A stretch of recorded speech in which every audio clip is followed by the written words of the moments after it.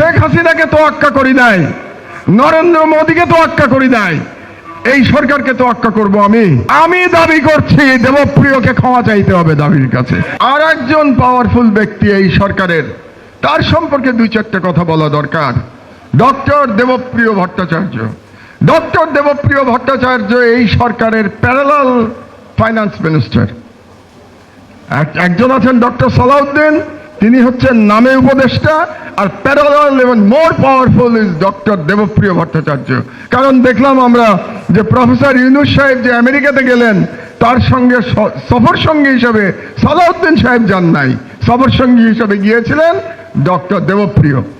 এই ডক্টর দেবপ্রিয় এত পাওয়ারফুল, আপনাদেরকে 11 সরকারের সময় মনে করিয়ে দেই, এই ডক্টর দেবপ্রিয়র জন্য বাংলাদেশের আইন পরিবর্তন করা হয়েছিল তাকে সরকারি পদ দেওয়ার জন্য।